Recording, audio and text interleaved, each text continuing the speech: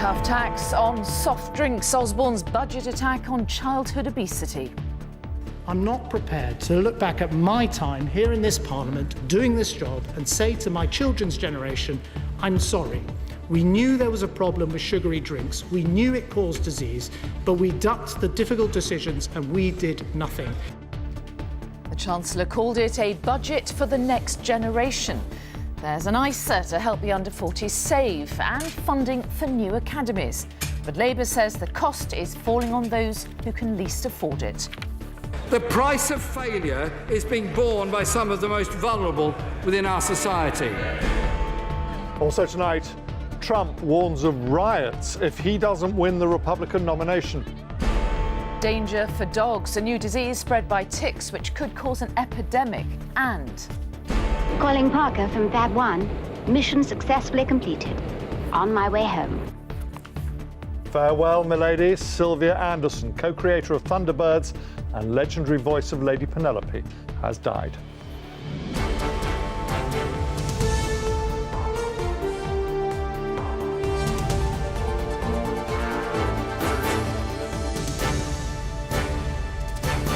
This is the ITV Evening News with Mary Nightingale and James Mates. good evening. George Osborne began his budget by highlighting its main theme. This was, he said, a budget for the next generation, starting with their health and a surprise new tax on sugary drinks, which will raise money to go towards school sports. Helping younger people save was another big measure, with a new lifetime ISA for the under-40s. And insisting Britain must act now so we don't pay later, the Chancellor said his public spending cuts will provide future protection against global financial problems. But there were some big questions as well as surprises. Labour said it was a budget of failure with unfairness at its very core, whose cost would be met by those who could least afford it. And as our political editor Robert Peston reports, analysts are now scrutinising the sums on which the Chancellor's budget was based. A smile for Budget Day? Well, perhaps a bit forced this time, because there's a lot less money in the kitty. But that didn't prevent this Chancellor going into overdrive with a dizzying number of tax changes, including one apparently made in Jamie Oliver's kitchen, a levy on makers of sugary drinks. But he started with an economic message that was anything but sweet. Chancellor of the Exchequer. Financial markets are turbulent. Productivity growth across the West is too low, and the outlook for the global economy is weak. It makes for a dangerous cocktail of risks, but one that Britain is well prepared to handle if we act now so we don't pay later. The painful economic story is that the economy is smaller than the Chancellor thought it was just a few months ago, and productivity, output per worker, so crucial to our prosperity, is growing more slowly than he hoped. And that means that tax revenues over the course of this Parliament will be £53 billion less than he was banking on. Also, the Office for Budget Responsibility, the government's forecaster, is gloomier on growth. In November, it thought the economy, or GDP, would expand by 2.4% this year. That's been revised down sharply to just 2%. And as you can see, the OBR expects much lower growth for the whole of this Parliament. As usual with the Chancellor, he takes with one hand and gives away with another. So he's raising about £9 billion from a crackdown on tax avoidance by big companies. And he's getting about £1.2 billion from paying less in benefits to disabled people. With that money, he's cutting the rate of capital gains tax. He's slashing business rates. He's raising the threshold at which people pay 40% tax. And he's significantly raising the tax-free income threshold. But not for the first time. George Osborne's missed one of his important targets. In November, debt as a share of GDP or national income was forecast to fall from 83.1% to 82.5% this year. But in fact, debt's now set to rise to 83.7%. Now, what particularly upset the opposition was those disability benefit cuts at a time when taxes for the better off are being reduced. The price of failure is being borne by some of the most vulnerable within our society. The disabled being robbed of up to £150 a week. These aren't the actions of a responsible statesperson, they are the actions of a cruel and callous government that sides with the wrong people and punishes the most vulnerable and poorest within our society. Now, there was one measure that united the government and opposition. I'm not prepared to look back at my time here in this Parliament doing this job and say to my children's generation, I'm sorry. We knew there was a problem with sugary drinks. We knew it caused disease, but we ducked the difficult decisions and we did nothing. So today I can announce that we will introduce a new sugar levy on the soft drinks industry. I commend to the House a budget that puts the next generation first. So the Chancellor insisted he's taking long-term decisions to make us richer and healthier. And surely it would just be a coincidence if the populist tax cuts revive his chances of becoming our next Prime Minister. Robert Peston, ITV News. The effects of sugar on health have been much discussed by doctors and campaigners, but few had been expecting a sugar tax to feature in the budget. Shares in soft drinks companies fell immediately on the news. As our consumer editor Chris Choi reports, campaigners like Jamie Oliver were delighted by the Chancellor's sugar tax, but others weren't so happy. It starts as a sugary syrup and is funnelled into an industry selling billions of litres a year. Youngsters between 4 and 18 consume most sugar, and the Chancellor's surprise announcement got cheers from seasoned campaigners. Shocked, surprised, been working on this for a long time, wanted the government to be brave. I think this was a big, bold, brave, unconventional move. And with children's teeth, the impact can be most graphic, the #1 cause of hospital admissions for this age group. But this father says soft drinks are only part of the problem. Yeah, they've got sugar in everything, but it's a bit difficult to control. It breaks your heart. You've suddenly got this child coming in who's never met you before, and you've saying the need to have 10 teeth out, or lots and lots of work in a quite a stressful environment for that child, and it's not their fault. Companies that produce drinks with between 5 and 8 grams of sugar per 100 millilitres will be charged 18 pence per litre. It includes drinks like these. And a higher tax of 24 pence per litre on the companies who produce drinks with more than 8 grams of sugar per 100 millilitres. It will raise an estimated £520 million each year for primary school sport. Firms have 2 years to change recipes and will decide whether to pass on extra costs to customers. But some campaigners want action on advertising as well.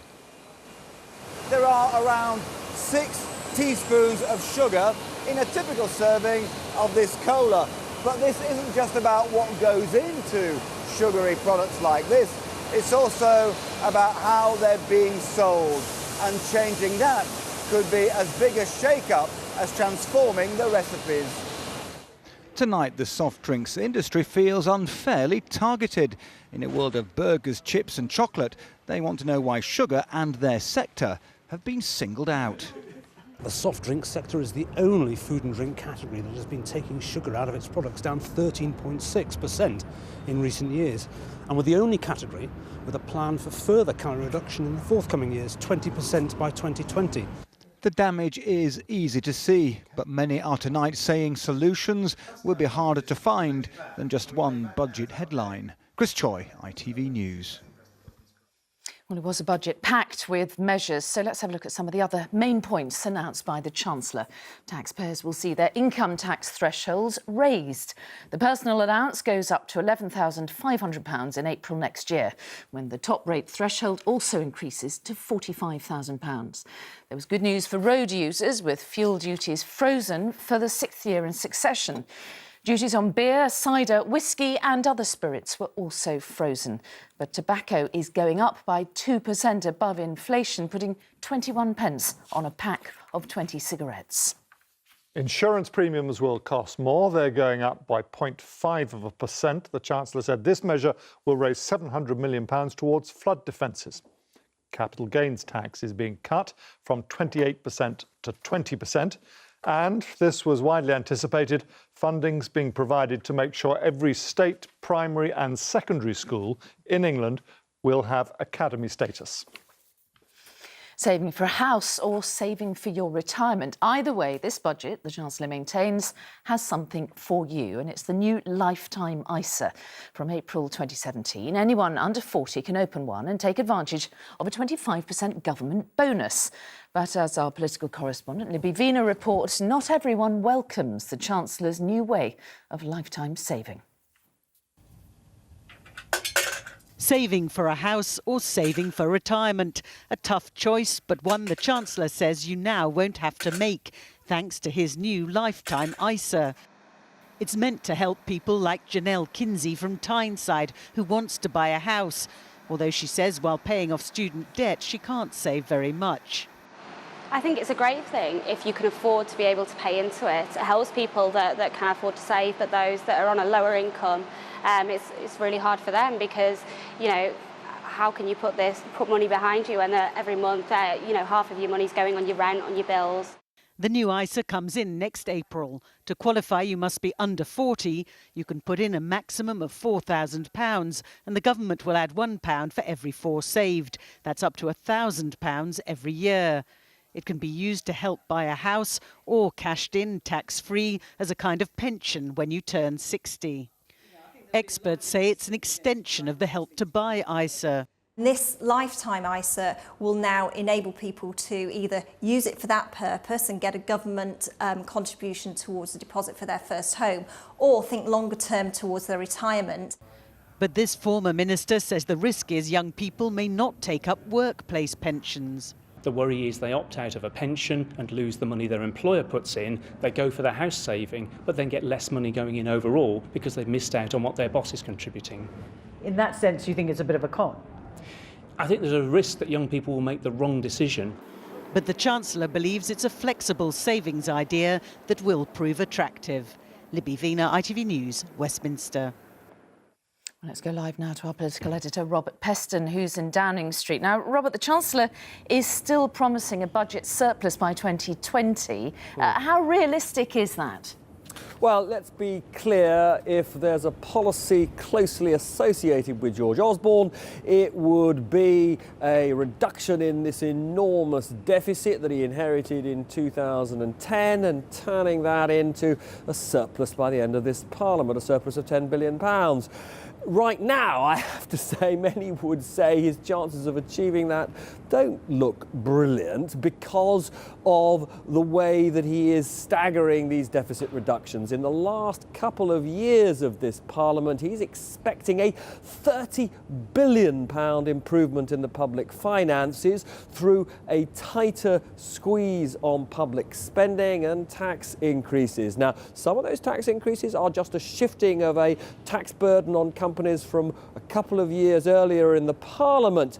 But I have to say, if you are thinking about what governments normally do before a general election, they don't normally put up taxes and they don't normally really squeeze public spending. So if the Tories want to win the next election, I'd be very surprised if we saw a surplus quite as big as that, or any surplus at all, some would say.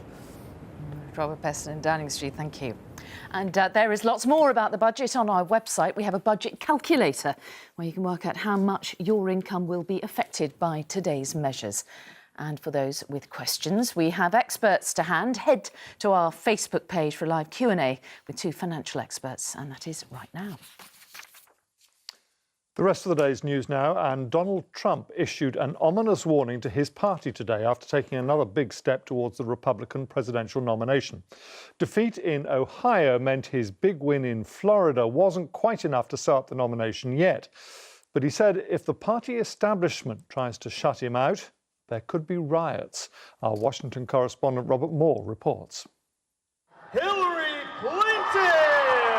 With the party's nomination now within her grasp, Hillary is pivoting away from attacking her Democratic opponent, confronting instead the Republican maverick she's likely to face in November. We should be breaking down barriers, not building walls. And in a preview of the likely titanic battle to come, Clinton took on the idea that Trump would be a tough, no-nonsense leader.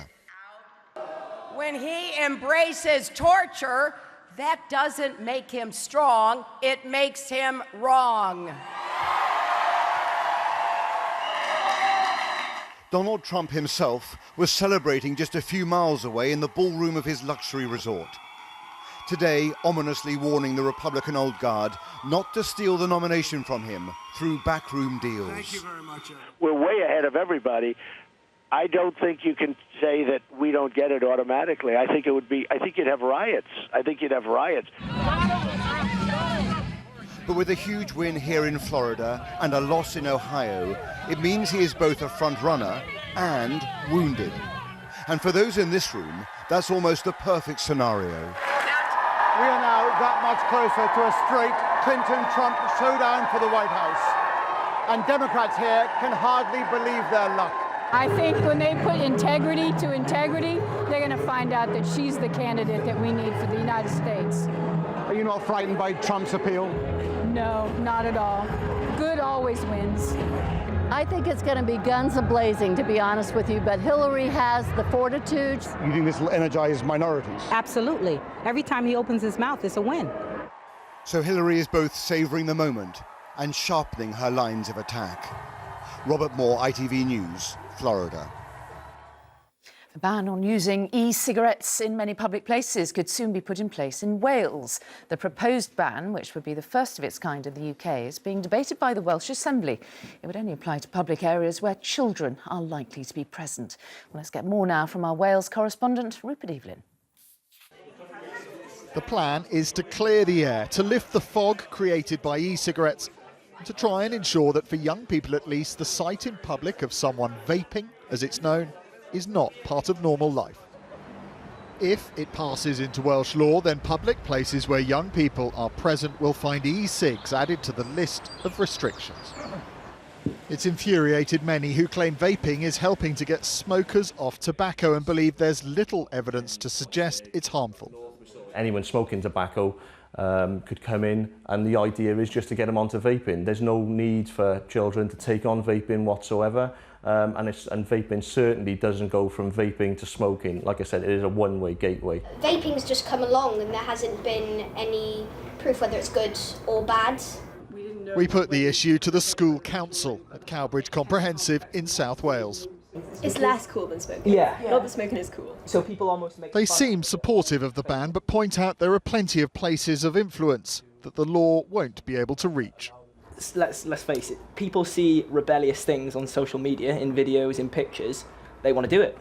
If people see that it's banned, they might think, oh, it's cool, let's do it, and it'll make me look like a lot tougher. In essence, vaping is being treated the same as cigarette smoking, and the cloud it creates could be lifted not by personal choice, but instead by law. Rupert Evelyn, ITV News, Wales. Well, other news now, and 4 people were arrested today on suspicion of planning an imminent attack in central Paris. It follows yesterday's raid in Brussels linked to the November terror attacks in Paris. French media say police have arrested 3 men and 1 woman. The Hollywood star Angelina Jolie has visited the Greek port of Piraeus, where thousands of refugees and migrants are stranded. The actress, who's a special envoy for the United Nations, was caught up in a large scrum of refugees and photographers. And here, a group of footballers has been banned from the Cheltenham Festival after being photographed urinating into a glass and emptying it over a balcony. Milton Keynes Dons and Northampton Towns say they are investigating their players' behaviour. Dog owners learned today that a disease which could kill their pets has arrived in the UK for the first time. The disease, which is carried by ticks, has been found in Essex, where 2 dogs have already died. Experts are warning a national epidemic could happen. Richard Pallow reports. Even a strong, fit husky such as Mishka was almost killed by this microscopic parasite, an infected tick so deadly that vets gave her just a 1% chance of survival, even after an emergency transfusion. I just couldn't stop crying. I was so distraught. It was just awful. We thought we was going to lose her, didn't we? Yeah. We did. We really thought we was going to lose her. This is what did that damage via the disease babesiosis. Ticks carrying it have never been found in the UK before. On entering a canine bloodstream, the dog's immune system tries to eradicate it, but instead mistakenly destroys its own blood cells. If you feel anything at all, a little lump in the skin, then just home in on it and just check. Clive Swainsbury has treated several of those dogs infected.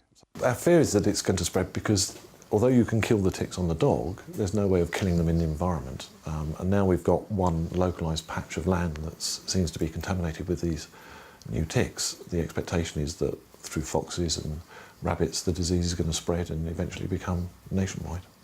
Public health officials are currently analysing the ticks that have been found in this field in Essex. But up to 2011, all dogs that entered the UK on the pet passport scheme had to be treated for ticks. The government rescinded that decision then, and some are questioning now whether that has contributed to what's happening here. Given females can lay 2,000 infected eggs at a time, it will not just be pet owners here in Harlow who remain concerned tonight. Richard Pallow, ITV News, Essex. And finally, a glamorous special agent pursuing the bad guys in a high-tech car equipped with all the latest gadgets. No, not James Bond, but the Thunderbirds superheroine, Lady Penelope. Today, the death was announced of Sylvia Anderson, the voice and inspiration behind Lady Penelope and co-creator of the whole Thunderbirds series. Sally Lockwood reports. Get the Rolls-Royce. We are going for a little drive. Lady Penelope was one of the first television heroines, the glamorous secret agent modelled on her creator Sylvia Anderson, who was also her distinctive voice. You called, m'lady? And never far from her side, her trusty butler and chauffeur Parker. I remember her with great affection. You know, she was lovely to work with and brilliant at what she did. She had a huge creative input into the series. Sylvia co-created Thunderbirds in the 1960s with then-husband Jerry, seen with her here on the right. And speaking last year, Sylvia reflected on their decades of success. I felt that I had something that I was creating that I could actually see and make popular or whatever. It was just something. Thunderbirds are go. But Thunderbirds and its characters were to be loved by children for generations. And what do you think Parker would have to say to this sad news today? Lady Penelope will live on. And I know that one day we'll all meet again in some great puppet theatre in the sky. Home, m'lady? Home, Parker. The voice of Sylvia Anderson, who's died aged 88. And that is it for now. Tom Bradby will be here later with news at 10. But from me and you and all the team here, have a very good evening. Bye-bye. Bye-bye.